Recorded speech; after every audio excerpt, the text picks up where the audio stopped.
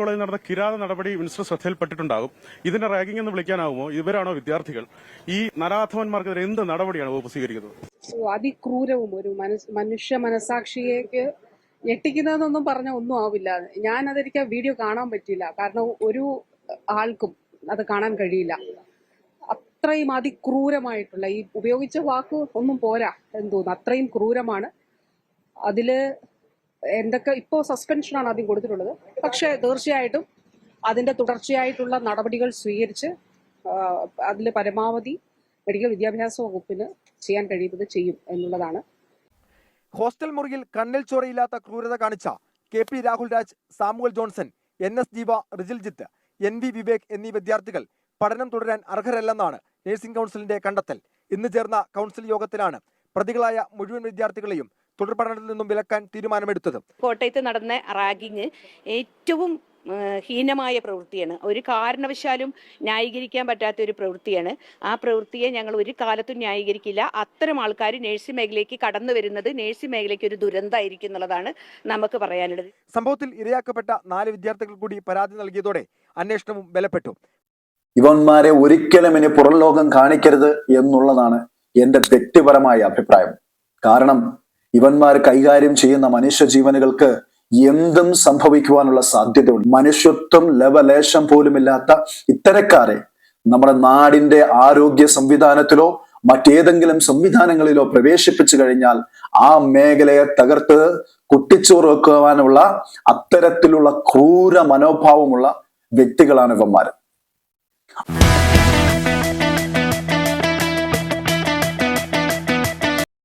Hi buddies, എല്ലാവർക്കും എൻ്റെ പുതിയ വീഡിയോയിലേക്ക് സ്വാഗതം. ഇന്ന് ഞാൻ നിങ്ങളോട് സംസാരിക്കാൻ പോകുന്ന വിഷയം നമ്മുടെ കലാലയങ്ങളെ കുലക്കളമാക്കി മാറ്റുന്ന, അല്ലെങ്കിൽ ഒരു കൂട്ടം മനസാക്ഷിയറ്റ നരാധമന്മാരുടെ നശിച്ച ബുദ്ധിയിൽ നിന്നും വന്നിട്ടുള്ള റാഗിംഗ് എന്ന് പറയുന്ന അതിമാരകമായിട്ടുള്ള ഒരു സങ്കീർണമായ വിഷയത്തെ പറ്റിയാണ് നിങ്ങളോട് സംസാരിക്കാൻ വേണ്ടി ആഗ്രഹിക്കുന്നത്. എന്തുകൊണ്ടാണ് നമ്മുടെ കലാലയങ്ങൾ ഇത്തരത്തിലുള്ള ക്രൂര പ്രവൃത്തികളുടെ ആസ്ഥാന കേന്ദ്രമായി മാറുന്നത് എന്ന് നമ്മൾ എപ്പോഴെങ്കിലും ചിന്തിച്ചിട്ടുണ്ടോ? നിയമങ്ങൾ ശക്തമായി നിലനിൽക്കുന്നു. Anti ragging committee, anti ragging squad 1998 കേരളത്തിലെ നിയമസഭയിൽ റാഗിങ്ങിനെതിരെ കർശനമായ നിയമം വരെ പാസാക്കിയിട്ടുള്ള നമ്മുടെ ഈ സംസ്ഥാനത്ത് ഇന്ന് അരങ്ങേറിക്കൊണ്ടിരിക്കുന്നത് മനസാക്ഷിയെ മരവിപ്പിക്കുന്ന രീതിയിലുള്ള ഇത്തരം റാഗിങ്ങുകളുടെ വലിയ വലിയ സംഭവങ്ങളാണ് എന്ന് നമ്മൾ തിരിച്ചറിയുമ്പോൾ ഒരുപക്ഷെ നമ്മൾ ഞെട്ടിപ്പോകുക തന്നെയാണുള്ളത്. എന്താണ് റാഗിങ്? ഒരു കാലഘട്ടത്തിൽ ഈ റാഗിങ് എന്ന് പറയുന്നത് സീനിയർ വിദ്യാർത്ഥികളും ജൂനിയർ വിദ്യാർത്ഥികളും തമ്മിൽ ഒന്ന് പരസ്പരം എല്ലാ ആശങ്കകളും അതേപോലെ തന്നെ എല്ലാ തുടക്കക്കാരെന്നുള്ള നിലയ്ക്കുള്ള ആകുലതകളും അവരുടേതായിട്ടുള്ള ആ ഒരു റിലേഷൻഷിപ്പിലേക്ക് അവരെ തമ്മിൽ അടുപ്പിക്കുവാൻ ബാരിയേഴ്സ് ആയിട്ട് നിന്നിട്ടുള്ള പല കാര്യങ്ങളും അവോയ്ഡ് ചെയ്യാൻ വേണ്ടിയിട്ട് ഒരു പാട്ടോ ഡാൻസോ അല്ലെങ്കിൽ ഒരു സ്കിറ്റ് കളിപ്പിക്കുകയോ അങ്ങനെ എന്തെങ്കിലും തരത്തിലുള്ള ചെറിയ ചെറിയ ആക്ടിവിറ്റികളിൽ തുടങ്ങി ഇന്നിപ്പോൾ വന്നു നിൽക്കുന്നത് വളരെ പൈശാചികമായിട്ടുള്ള പ്രവൃത്തികളിലാണ് എന്ന് നമ്മൾ തിരിച്ചറിയുമ്പോൾ നമ്മുടെ കലാലയത്തിലെ വിദ്യാർത്ഥികൾ എന്ന പേരിൽ അറിയപ്പെടുന്ന വേട്ടപ്പട്ടികൾ ഇത് എങ്ങോട്ടാണ് അവരുടെ ഈ യാത്ര, അല്ലെങ്കിൽ ഏത് ദിശയിലേക്കാണ് അവർ കലാലയങ്ങളെ കൊണ്ടുചെന്ന് എത്തിക്കുന്നത് എന്നാണ് നമുക്കിപ്പോൾ എത്ര ചിന്തിച്ചാലും മനസ്സിലാവാത്തൊരു കാര്യം. നമ്മൾ ഓരോരുത്തരും കലാലയങ്ങളിൽ പഠിച്ചിട്ടുള്ളവരാണ്. കലാലയത്തിന്റെ അന്തരീക്ഷവും സീനിയർ ജൂനിയർ വിദ്യാർത്ഥികൾ തമ്മിലുള്ള റിലേഷൻഷിപ്പും ഒക്കെ തുടക്ക സമയങ്ങളിൽ എങ്ങനെ ആയിരിക്കും എന്നുള്ളത് നമുക്ക് ഓരോരുത്തർക്കും ഒന്ന് പിന്നിലേക്ക് ഇറങ്ങി ചിന്തിച്ചാൽ മനസ്സിലാക്കാൻ സാധിക്കും. പലപ്പോഴും തുടക്ക ദിവസങ്ങളിൽ വളരെ ഷൈനസ് ആയിരിക്കും ഫസ്റ്റ് ഇയർ വിദ്യാർത്ഥികൾക്ക്. സീനിയേഴ്സിനെ കാണുമ്പോൾ അവരെന്തായിരിക്കും ചിന്തിക്കുക, അവർ തങ്ങളെ എങ്ങനെ ട്രീറ്റ് ചെയ്യും, അവരുമായിട്ട് എങ്ങനെ റിലേഷൻഷിപ്പ് ബിൽഡ് ചെയ്യാം എന്നൊക്കെ പറഞ്ഞ് ആ ഒരു ചിന്തയിൽ നിന്നും അവരെ ഒരു പടി കൂടി സീനിയേഴ്സിനോട് അടുപ്പിക്കാൻ വേണ്ടിയിട്ട് മിക്ക കലാലയങ്ങളിലും ഈ ജൂനിയേഴ്സും സീനിയേഴ്സും തമ്മിൽ ഒരു മീറ്റപ്പ് അത് സംഘടിപ്പിക്കാറുണ്ട്.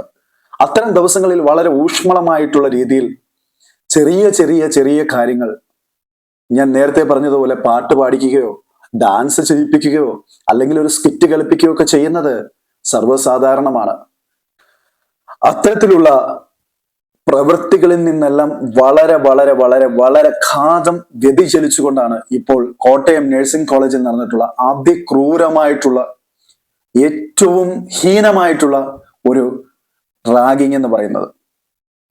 കോട്ടയത്ത് മാത്രമല്ല, കാര്യവട്ടം ഗവൺമെന്റ് കോളേജിലും അതേപോലെ തന്നെ കോഴിക്കോട് മെഡിക്കൽ കോളേജിലും കോഴിക്കോട് ഹോളിക്രോസ് കോളേജിലും എല്ലാം നമ്മൾ കണ്ടത് ഇത്തരത്തിലുള്ള റാഗിങ്ങിന്റെ പൈശാചിക രൂപമാണ്. എൻ്റെ പ്രിയ ശ്രോതാക്കളോട് എനിക്ക് പറയുവാനുള്ളത്, എൻ്റെ വീഡിയോ നിങ്ങൾ തുടക്കം മുതൽ ഒടുക്കം വരെ കണ്ടെങ്കിൽ മാത്രമേ ഞാൻ ഉന്നയിക്കുന്ന അല്ലെങ്കിൽ എൻ്റെ കണ്ടന്റിലൂടെ ഞാൻ നിങ്ങളോട് അറിയിക്കാൻ ഉദ്ദേശിക്കുന്ന കാര്യം നിങ്ങൾക്ക് പരിപൂർണമായിട്ട് മനസ്സിലാക്കാൻ സാധിക്കുകയുള്ളൂ.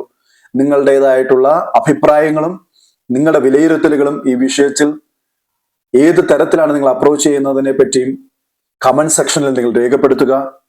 അതുപോലെ തന്നെ നിങ്ങൾ എൻ്റെ ചാനൽ ആദ്യമായിട്ടാണ് കാണുന്നതെങ്കിൽ ജസ്റ്റ് ഒന്ന് സബ്സ്ക്രൈബ് ചെയ്യുക, തൊട്ടടുത്ത ബെല്ലൈക്കൺ കൂടി ഒന്ന് എനേബിൾ ചെയ്ത് വെച്ചേക്കുക.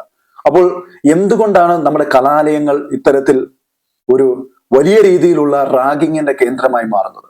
പല കോളേജുകളെയും നമ്മൾ എടുത്ത് പരിശോധിക്കുകയാണെങ്കിൽ സീനിയർ വിദ്യാർത്ഥികൾ ജൂനിയർ വിദ്യാർത്ഥികളെ റാഗ് ചെയ്യുന്നതിന് വേണ്ടിയിട്ട് ഒരു ഇടിമുറി തന്നെ പല കോളേജുകളിലും കോളേജ് അധികൃതരുടെ അറിവോടുകൂടി തന്നെ പ്രവർത്തിക്കുന്നുണ്ട് എന്നുള്ളതാണ് നമുക്ക് മനസ്സിലാക്കാൻ വേണ്ടി സാധിക്കുന്നത്.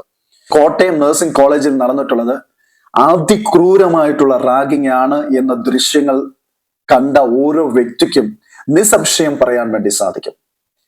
നഴ്സിംഗ് വിദ്യാഭ്യാസത്തിനു വേണ്ടി ആ കോളേജിൽ വന്ന് അവിടെ പഠിച്ചിറങ്ങി പുറത്ത് ഓരോ ഹോസ്പിറ്റലുകളിലും ഓരോ മനുഷ്യ ജീവനുകളെയും ട്രീറ്റ് ചെയ്യുവാൻ വേണ്ടിയിട്ട് അത്തരം പ്രൊഫഷനിൽ ഏർപ്പെടേണ്ട വിദ്യാർത്ഥികളാണ് ഇത്തരത്തിലുള്ള അതിക്രൂരമായിട്ടുള്ള റാഗിങ്ങിന് തങ്ങളുടെ ജൂനിയർ വിദ്യാർത്ഥികളെ വിധേയമാക്കിയത് എന്ന് പറയുമ്പോൾ ഇത്തരക്കാർ പുറത്തിറങ്ങി നമ്മുടെ ആരോഗ്യ സംവിധാനങ്ങളിൽ പ്രവർത്തിച്ചു കഴിഞ്ഞാലുള്ള അതിരൂക്ഷമായിട്ടുള്ള ഗുരുതര അവസ്ഥകളെ പറ്റി ചിന്തിക്കുമ്പോൾ ഇവന്മാരെ ഒരിക്കലും ഇനി പുറം ലോകം കാണിക്കരുത് എന്നുള്ളതാണ് എൻ്റെ വ്യക്തിപരമായ അഭിപ്രായം.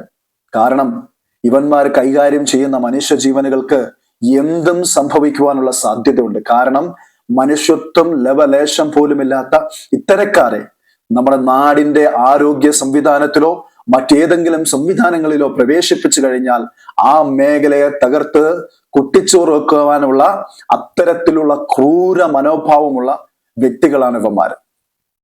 ആ കോളേജിലെ 1ാം വർഷ നഴ്സിംഗ് വിദ്യാർത്ഥികളായിട്ടുള്ള 4ഓളം പേർക്ക് ഈ നരാധവന്മാരാൽ പലപ്പോഴും റാഗിങ്ങിന് വിധേയമാക്കപ്പെട്ടു. എന്നാൽ ലിബിൻ എന്ന് പറയുന്ന ആ 1ാം വർഷ നഴ്സിംഗ് വിദ്യാർത്ഥിയെ തന്റെ ശരീരത്തിന്റെ ഉച്ചി തൊട്ട് ഉള്ളങ്കാല് വരെ കോമ്പസ് കൊണ്ട് കുത്തി കീറി മുറിക്കുകയും വായിൽ ലോഷനുകൾ ഒഴിക്കുകയും നമ്മളുടെ ശരീരത്ത് ഉപയോഗിക്കുന്ന ക്രീമുകൾ ഉപയോഗിച്ചുകൊണ്ടും ആ കുട്ടിയെ ഒരു മനുഷ്യക്കോലമല്ലാത്ത രീതിയിലാക്കി മാറ്റിയ ഇത്തരം സാഡിസ്റ്റ് മെന്റാലിറ്റി ഉള്ള വൃത്തികെട്ടവന്മാരുടെ വൃത്തിഹീനമായിട്ടുള്ള ക്രൂരമായിട്ടുള്ള നടപടിയാണ് കോട്ടയം നഴ്സിംഗ് കോളേജിൽ നടനമാടിയതെന്ന് ഓർക്കുമ്പോൾ നമ്മുടെ വിദ്യാഭ്യാസ മേഖലകളിലുള്ള ഇത്തരം അധർമ്മ പ്രവൃത്തികളെ കുറിച്ച് ചിന്തിക്കുമ്പോൾ മൂക്കത്ത് വിരൽ വെക്കുവാനാണ് എനിക്ക് തോന്നുന്നത്.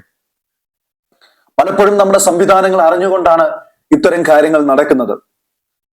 അവിടുത്തെ കോളേജ് അതോറിറ്റികളും കോളേജിൽ പ്രവർത്തിക്കുന്ന പലപ്പോഴും അവിടുത്തെ വിദ്യാർത്ഥി സംഘടനകളും വിദ്യാഭ്യാസ മേഖലകൾക്ക് ചുക്കാൻ പിടിക്കേണ്ടതായിട്ടുള്ള അധ്യാപകരും അതിന്റെ മാനേജ്മെന്റും ഒക്കെ അറിഞ്ഞുകൊണ്ടാണ് ഇത്തരം നടപടികൾക്ക് പല വിദ്യാർത്ഥികളും വിധേയരാകേണ്ടി വരുന്നത്, അല്ലെങ്കിൽ ഇത്തരം ക്രൂരകൃത്യങ്ങൾക്ക് വിക്റ്റിമായി തീരേണ്ടത് എന്ന് ഓർക്കുമ്പോൾ നമ്മുടെ കോളേജുകളെ കൃത്യമായി നിരീക്ഷിക്കുകയും അതിന്റെ പ്രവർത്തനങ്ങളെ വിലയിരുത്തേണ്ടതും സർക്കാർ തലങ്ങളിൽ നിന്നും ഇതിനെതിരെ വളരെ കൃത്യമായിട്ടുള്ള രീതിയിൽ മോണിറ്ററിങ്ങും ആവശ്യമാണ് എന്നുള്ളതാണ് എനിക്ക് എൻ്റെ ഈ ചെറിയ വീഡിയോയിലൂടെ പറയുവാൻ വേണ്ടി കഴിയുക.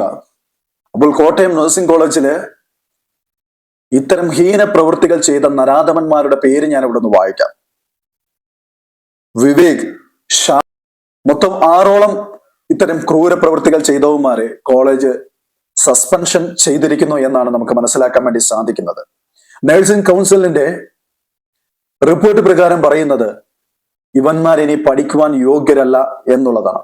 വളരെ നല്ല തീരുമാനമാണ്. കാരണം നേരത്തെ പറഞ്ഞതുപോലെ ഇവന്മാർ പഠിച്ചിറങ്ങി ഏതെങ്കിലും ആതുരാശ്രമങ്ങളിൽ അല്ലെങ്കിൽ ഏതെങ്കിലും ആരോഗ്യ മേഖലയിൽ പ്രവർത്തിച്ചു കഴിഞ്ഞാൽ ആ മേഖലകളിൽ ചെന്നെത്തുന്ന ഇവന്മാരുടെ കൈകളിൽ എത്തുന്ന രോഗികളുടെ അവസ്ഥ ആലോചിക്കുമ്പോൾ ഇത് ഏറ്റവും നല്ല തീരുമാനമാണ് എന്നാണ് എനിക്ക് പറയാൻ വേണ്ടിയിട്ട് സാധിക്കുക.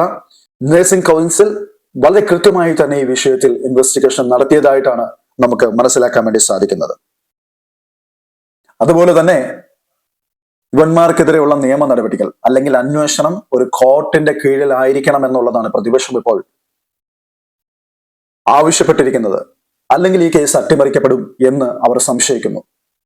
ഇത് പ്രതിപക്ഷത്തെയോ ഭരണപക്ഷത്തെയോ മൂന്നാം മുന്നണിയോ ആരെയും നമുക്ക് ഈ വിഷയത്തിൽ കുറ്റം പറയാൻ വേണ്ടി സാധിക്കുകയില്ല. കാരണം ഇവരുടെ എല്ലാം സംഘടനകളിൽ പ്രവർത്തിക്കുന്നവന്മാർക്കെല്ലാം ഇതേ മനോഭാവം തന്നെയാണ്. എവിടെ നിന്നാണ് ഇവർക്ക് ഇത്രയും ധൈര്യം ലഭിക്കുന്നത്?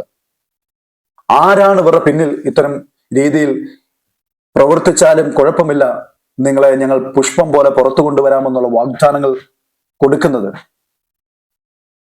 നമ്മുടെ രാഷ്ട്രീയ സംവിധാനങ്ങൾ ഒരുപാട് മാറി ചിന്തിക്കേണ്ട കാലം അതിക്രമിച്ചിരിക്കുന്നു.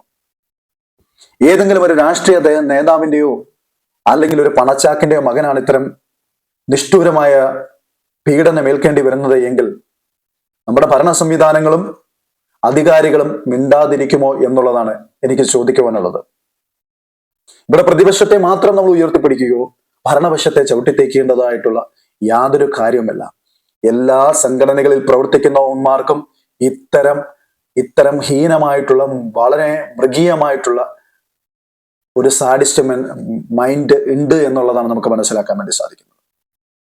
ഇതില് ഈ 3 മാസത്തോളമായിട്ട് ഇത്തരം രീതിയിലുള്ള പീഡനം രാത്രി 9 മണിക്കും 10 മണിക്കും 11 മണിക്കും 12 മണിക്കും വെളുക്കുവോളം ഇവന്മാരുടെ ഈ ഒരു സാഡിസ്റ്റ് പ്രവൃത്തികൾ ഈ കോളേജിൽ തന്നെ 13-ാം നമ്പർ മുറിയിൽ അരങ്ങേറിക്കൊണ്ടിരുന്നു.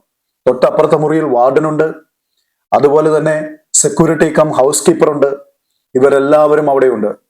ഇവരെല്ലാവരുടെയും റൂമുകൾ ഈ സെയിം ബിൽഡിങ്ങിൽ തന്നെയാണ് എന്നാണ് നമുക്ക് മനസ്സിലാക്കാൻ വേണ്ടി സാധിക്കുന്നത്.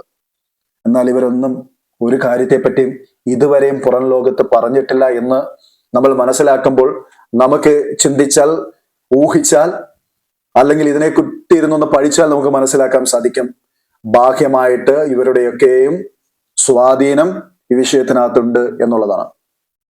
ഒരു ദിവസം നമുക്ക് ഈ വിഷയത്തെ മറച്ചു വെക്കാൻ പറ്റുമായിരിക്കും, അല്ലെങ്കിൽ ഒരു 5-6 ദിവസം നമുക്ക് ഈ വിഷയത്തെ മറച്ചു വെക്കാൻ പറ്റുമായിരിക്കും. പക്ഷെ ഈ 90 ദിവസത്തിലധികമായിട്ടും ഇത്തരം പ്രവൃത്തികൾ അവിടുത്തെ അതോറിറ്റി അറിഞ്ഞിട്ടില്ല എന്ന് പറയുന്നതാണ് വളരെ വലിയ സംശയം നമ്മൾ ഓരോരുത്തരിലും ജനിപ്പിക്കുന്നത്. ഈ 13-ാം നമ്പർ റൂം എന്ന് പറയുന്നത് ഇവന്മാരുടെ ഇടിമുറിയായിട്ടാണ്. ഇടിമുറി തന്നെയാണ്. ഇത് ഇവന്മാരുടെ ഹോസ്റ്റലിൽ ചെന്ന് പരിശോധിച്ചു കഴിഞ്ഞപ്പോൾ അവിടെ മനസ്സിലാക്കാൻ സാധിച്ചത് അവിടെ കത്തി, ഡമ്പൽ, കല്ല്, പല രീതികളുള്ള മാരകമായിട്ടുള്ള മൂർച്ചയേറിയ ആയുധങ്ങൾ ഇവന്മാരുടെ ഹോസ്റ്റലിൽ നിന്ന് പിടിച്ചെടുത്തിട്ടുണ്ടെന്നുള്ളതാണ്. അപ്പോൾ എല്ലാം കരുതിക്കൂട്ടി തന്നെയാണ്.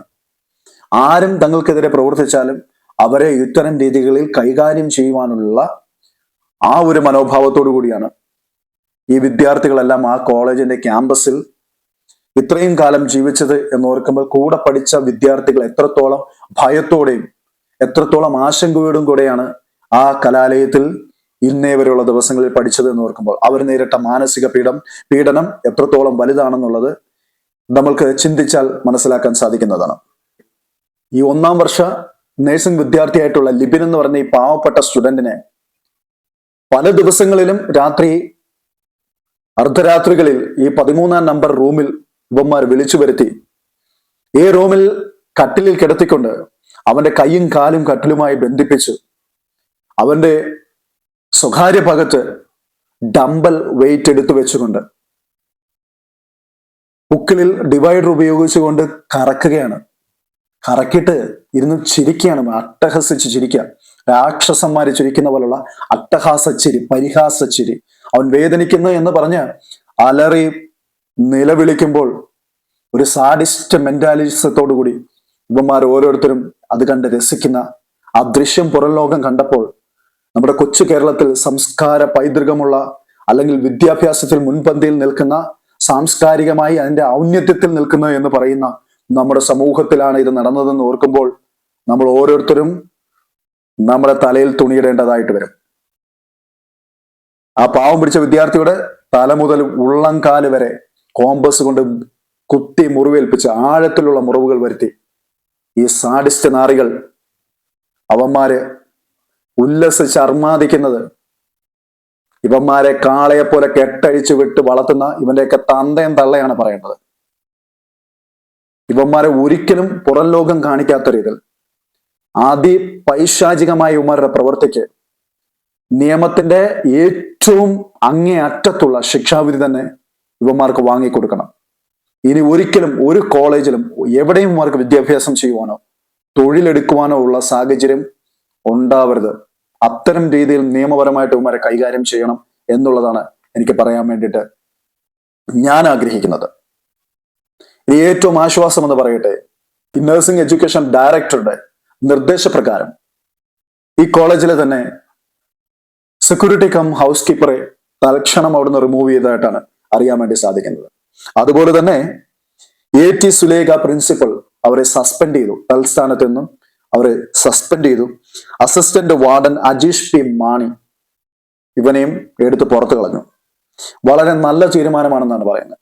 കാരണം ഈ 3 മാസമായിട്ടും ഈ കോളേജിലെ ഇത്തരം പ്രവൃത്തികളെ പറ്റി ഇവന്മാർ അറിഞ്ഞിട്ടില്ല എന്ന് പറയുമ്പോൾ ഇവന്മാർ ആ സ്ഥാനത്തിരിക്കാൻ ഒട്ടും യോഗ്യരല്ല എന്നുള്ളതാണ്. അതെ, ഉറങ്ങുന്നവനെ ഉണർത്താൻ നമുക്ക് എളുപ്പമാണ്, പക്ഷെ ഉറക്കം നടിക്കുന്നവനെ ഉണർത്താൻ വലിയ പാടാണ്. ഇവന്മാരെല്ലാം ഉറക്കം നടിച്ചതിന്റെ കൂട്ടത്തിലുള്ളവന്മാരാണ്. കൃത്യമായി പറഞ്ഞാൽ വളരെ കൃത്യമായി തന്നെ ഈ വ്യക്തികളെ നിയമത്തിന്റെ മുമ്പിൽ കൊണ്ടുവരണം എന്നുള്ളതാണ് ഓരോ മലയാളികളും ഇന്ന് ആഗ്രഹിക്കുന്നതും അവരാവശ്യപ്പെടുന്നതും. അടുത്തൊരു ക്രൂരപ്രവൃത്തി നടന്ന നമ്മുടെ കാര്യവട്ടം ഗവൺമെന്റ് കോളേജിലാണ്. കാര്യവട്ടം ഗവൺമെന്റ് കോളേജിൽ 7ഓളം വിദ്യാർത്ഥികളെ സസ്പെൻഡ് ചെയ്തിട്ടുണ്ട്. പല രീതികളിലും ഈ കേസിനെ മറച്ചു വെക്കാൻ വേണ്ടി അധികാരികൾ, ആ കോളേജിലെ തന്നെ അധികാരികൾ, അവർ വളരെ അശ്രാന്ത പരിശ്രമം നടത്തിയെങ്കിലും വിദ്യാർത്ഥികൾ വളരെ സ്ട്രോങ് ആയിട്ട് നിന്നതുകൊണ്ട് തുടരന്വേഷണം ഈ കോട്ടയത്തെ മെഡിക്കൽ കോളേജിലെ വിഷയം നടന്നതിന്റെ ആ ഒരു അലയൊലി നിലനിന്നത് കൊണ്ടും മാത്രമാണ് ഇപ്പോൾ ആ കേസ് പോലീസിന്റെ കൈകളിലെത്തിയത്. നമ്മൾ പലപ്പോഴും ചിന്തിക്കേണ്ടതായിട്ട് ഒരു കാര്യമുണ്ട്. പോലീസ് ഇക്കാര്യത്തിൽ നിസ്സഹായരാണ്. പോലീസിൽ ഒരു കാരണവശാലും ക്യാമ്പസുകളിൽ അതോറിറ്റിയുടെ അനുവാദമില്ലാതെ അതിക്രമിച്ച് കയറുവാൻ കഴിയത്തില്ല. അല്ലെങ്കിൽ അത്ര വലിയ പ്രശ്നങ്ങളായിരിക്കണം, അല്ലെങ്കിൽ ഗവൺമെന്റിന്റെ പെർമിഷൻ വേണം.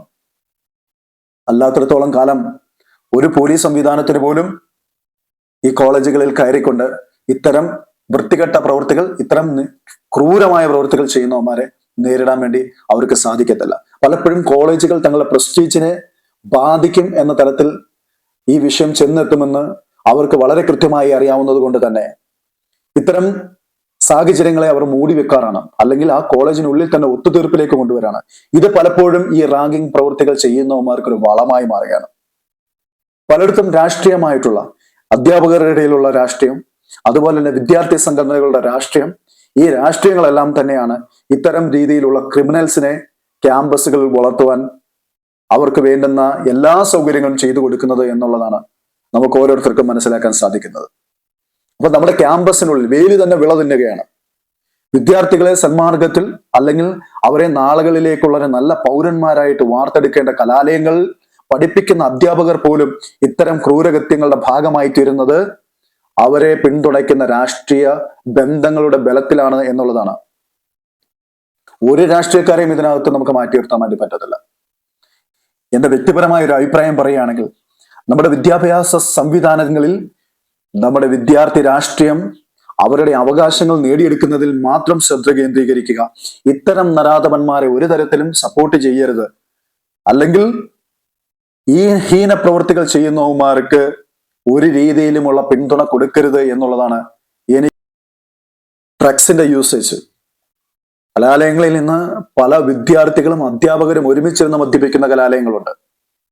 ഡ്രഗ്സ് ഷെയർ ചെയ്യുന്ന കലാലയങ്ങളുണ്ട്. എവിടേക്കാണ് ഈ പോക്ക്? എവിടേക്കാണ് ഈ പോക്ക്? നമ്മൾ ഭയങ്കര ബുദ്ധിശാലികളായിട്ടുള്ള മലയാളികൾ, ഹലോ, നമ്മൾ പറയുന്നത് നമ്മളാണ് നമ്പർ 1 എന്ന് വിദ്യാഭ്യാസത്തിൽ. എന്നിട്ട് നമ്മുടെ ക്യാമ്പസിൽ നടക്കുന്നത് ഇത്തരം അവിശുദ്ധമായ വിദ്യാർത്ഥി അധ്യാപക കൂട്ടുകെട്ടുകൾ. ഇത് പലപ്പോഴും ക്രിമിനൽ ആക്ടിവിറ്റീസുകളിലേക്കാണ് അവരെ കൊണ്ടുചെന്ന് എത്തിക്കുന്നത്. എന്നിട്ട് ഇതെല്ലാം ചെയ്യും രാഷ്ട്രീയ സംഘടനകളുടെയും അധികാര കേന്ദ്രങ്ങളുടെയും പിൻബലത്തിൽ ഈ പ്രവൃത്തികൾ ചെയ്തവന്മാരെല്ലാം ഒരു പ്രശ്നവുമില്ലാതെ ആ ക്യാമ്പസിൽ തന്നെ പിന്നെയും നിലനിൽക്കുന്നു എന്നതാണ് നമ്മുടെ ക്യാമ്പസുകൾ നേരിടുന്ന ഏറ്റവും വലിയ വെല്ലുവിളി. അടുത്ത വിഷയം നടന്നത് കോഴിക്കോട് ഹോളി ക്രോസ് എന്ന് പറയുന്ന ആ ഉന്നത വിദ്യാഭ്യാസ സ്ഥാപനത്തിൽ, അല്ലെങ്കിൽ ആ പ്രൊഫഷണൽ കോളേജിലാണ്. അവിടെ വിഷ്ണു എന്ന് പറയുന്ന ഒരു വിദ്യാർത്ഥിയെ ആ കോളേജിലെ സീനിയർ വിദ്യാർത്ഥികൾ ചേർന്നുകൊണ്ട് അതിക്രൂരമായി മർദ്ദിച്ച് ആ വിദ്യാർത്ഥി അവശനാക്കി.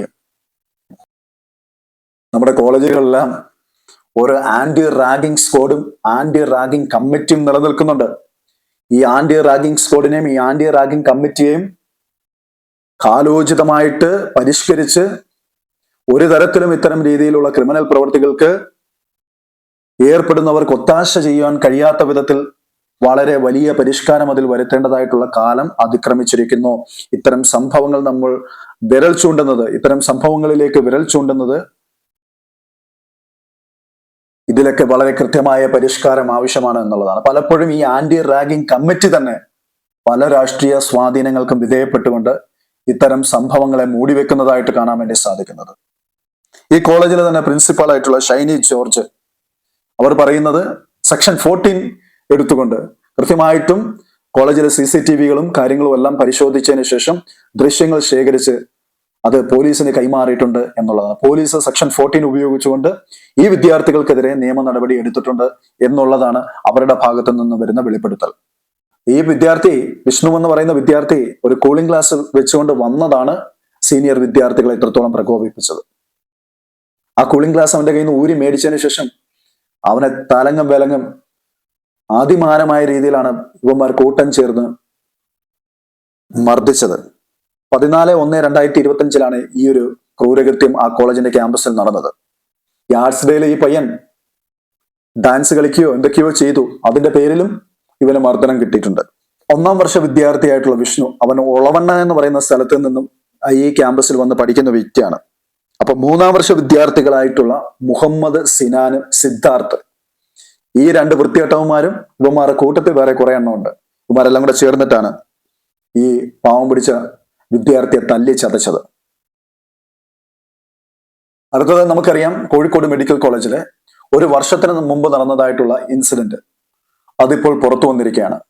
ഇനി ഇങ്ങനെ ഓരോ ക്യാമ്പസുകളിലും കുറെ ഇത്തരം വൃത്തികെട്ടവന്മാർ അവിടെ അന്തസ്സായിട്ട് പാവം പിടിച്ച മാതാപിതാക്കൾ കഷ്ടപ്പെട്ട് എവിടുന്നെങ്കിലും കടം മേടിച്ചോ പലിശക്കെടുത്തോ ആരുടെയെങ്കിലുമൊക്കെ കൈയും കാലും ഒക്കെ പിടിച്ച് തങ്ങളുടെ മക്കളെ ഒരു നല്ല നിലയിൽ എത്തിക്കാൻ വേണ്ടിയിട്ട് ഇത്തരം നഴ്സിംഗ് കോളേജുകളിലും അതേപോലെ മെഡിക്കൽ കോളേജുകളിലും എഞ്ചിനീയറിംഗ് കോളേജുകളിലും ഒക്കെ വിട്ട് ഉന്നത വിദ്യാഭ്യാസത്തിന് യോഗ്യരാക്കി അല്ലെങ്കിൽ അത്രത്തോളം പഠിപ്പിച്ച് അവരെ ഒരു നല്ല നിലയ്ക്ക് എത്തിക്കാൻ വേണ്ടിയിട്ട് പറഞ്ഞു വിടുമ്പോൾ ഈ പാവം പിടിച്ച വിദ്യാർത്ഥികളെ കാണുമ്പോൾ കാശിന്റെ കുത്തലുള്ള തിന്നിട്ട് എല്ലി കുത്തിയിട്ട് തന്തയ്ക്ക് പറക്കാത്ത കുറെ അവന്മാര് ഈ പാവം പിടിച്ച വിദ്യാർത്ഥികളുടെ തുടർ വിദ്യാഭ്യാസത്തെ പോലും തടസ്സപ്പെടുത്തുന്ന രീതിയിൽ, അല്ലെങ്കിൽ പലരും ആത്മഹത്യക്ക് വരെ വിധേയരാകേണ്ട സാഹചര്യങ്ങളിലേക്ക് കൊണ്ടുചെന്ന് എത്തിക്കുമ്പോഴും നമ്മുടെ കോളേജുകളിലും നമ്മുടെ കലാലയങ്ങളിലുമുള്ള പല വിദ്വാൻമാരും മൗനത്തിലാണ് എന്നുള്ളത്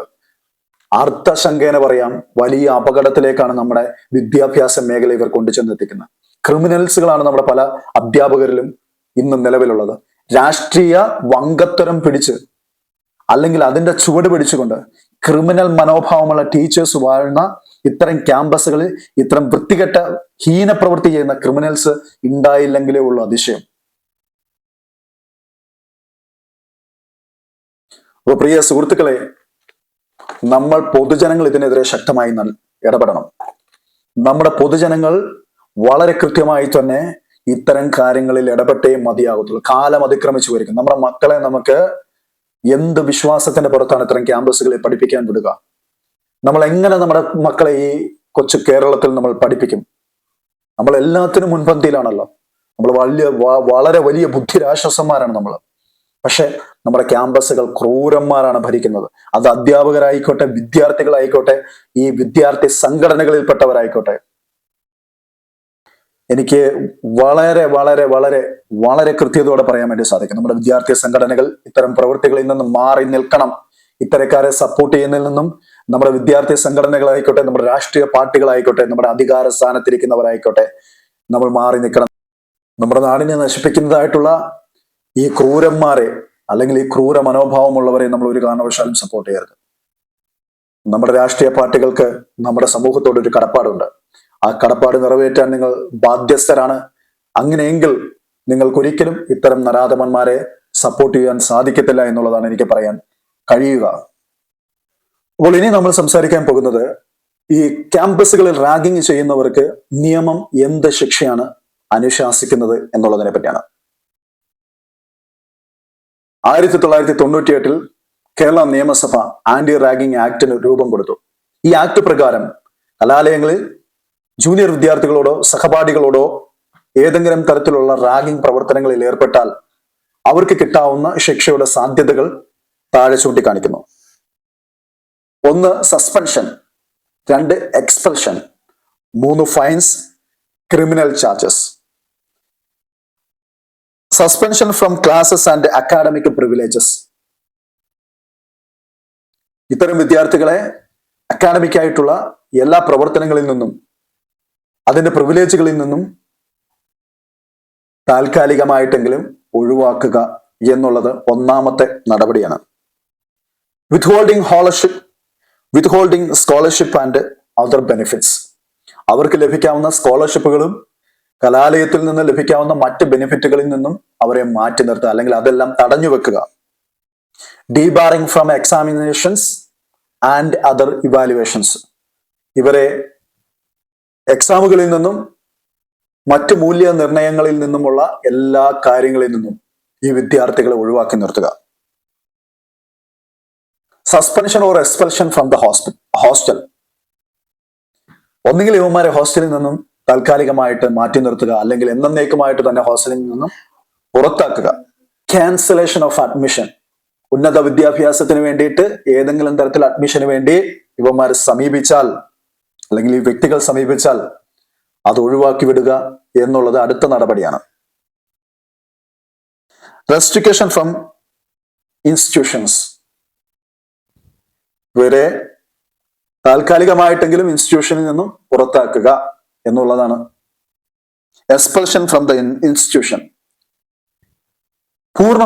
പരിപൂർണമായിട്ടും കോളേജിന്റെ ഹോസ്റ്റലിൽ നിന്നും ആ ഇൻസ്റ്റിറ്റ്യൂഷനിൽ നിന്നും ഇത്തരം റാഗിങ്ങിൽ ഏർപ്പെടുന്ന വിദ്യാർത്ഥികളെ എടുത്ത് പുറത്തു കളയുക. അടുത്ത യുവമാർക്ക് ഫൈൻ ഈടാക്കുക എന്നുള്ളതാണ്. ആ ഫൈനിനെ പറ്റിയൊക്കെ പറഞ്ഞു കഴിഞ്ഞാൽ നമുക്ക് ചിരി തോന്നും. ഇത്തരം ഈ പൈസ, ഈ പണച്ചാക്കുകളുടെ മക്കളായിരിക്കും പലപ്പോഴും വന്ന് ഈ തോന്നിയാസങ്ങൾക്ക് കൂട്ടിവയ്ക്കുന്നത്. കള്ളും കഞ്ചാവും അല്ലെങ്കിൽ അനധികൃതമായിട്ടുള്ള ലഹരി പദാർത്ഥങ്ങൾ ഉപയോഗിക്കുന്ന യുവന്മാർക്ക് 1000 2000 ഒക്കെ ഫൈനായിട്ട് കൊടുത്താൽ അത് പുഷ്പം പോലെ കൊടുത്ത് യുവന്മാരെ ഫ്രീ ആവും. അതവിടെ നിൽക്കട്ടെ. Criminal charges. ഈ ക്രിമിനൽ ചാർജസ് എന്തൊക്കെയാണെന്ന് നമുക്കൊന്ന് നോക്കാം. ക്രിമിനൽ ചാർജസിലേക്ക് പോകുന്നതിന് മുമ്പിട്ട് നമ്മുടെ കോളേജുകളിൽ ഈ ആന്റി റാഗിങ്ങിനെ ഒരു കമ്മിറ്റിയും സ്ക്വാഡും ഒക്കെ ഉണ്ട്. അവരുടെയൊക്കെ പ്രവൃത്തികൾ എന്താണെന്നുള്ളത്, അല്ലെങ്കിൽ അവരുടെയൊക്കെ പ്രവർത്തനം എന്താണെന്നുള്ളതിനെ പറ്റി നമുക്കൊന്ന് വിശകലനം ചെയ്തതിനു ശേഷം ഈ ക്രിമിനൽസ് ആറ്റിറ്റ്യൂഡ് എന്ന് വെച്ചാൽ ഇതിന്റെ ഏറ്റവും മാരകമായിട്ടുള്ള റാഗിങ്ങിന് ഏർപ്പെടുന്നവർക്ക് കിട്ടുന്ന ശിക്ഷാവിധി എന്തൊക്കെയാണെന്നുള്ളത് നമുക്കൊന്ന് നോക്കാം. നമ്മുടെ കലാലയങ്ങളിൽ ആന്റി റാഗിംഗ് കമ്മിറ്റീസ് ഉണ്ട്. എല്ലാ കോളേജുകളിലും അത് ഉണ്ടാകണം എന്നുള്ളതാണ് ഗവൺമെന്റ് നിഷ്കർഷിച്ചിട്ടുള്ളത്. അപ്പൊ ആന്റി റാഗിംഗ് കമ്മിറ്റീസ് എന്താണ് അവിടെ ചെയ്യേണ്ടത് എന്നുള്ളതാണ്. ഇത്തരം റാഗിങ്ങിൽ ഏർപ്പെടുന്ന വിദ്യാർത്ഥികൾ അല്ലെങ്കിൽ ആ ഇൻസിഡന്റിന് വളരെ കൃത്യമായിട്ടുള്ള അതിനെതിരെ ആക്ഷൻ എടുക്കുക എന്നുള്ളതാണ് ഈ anti ragging committee. Section 9(1). Anti ragging squad ഉണ്ട്.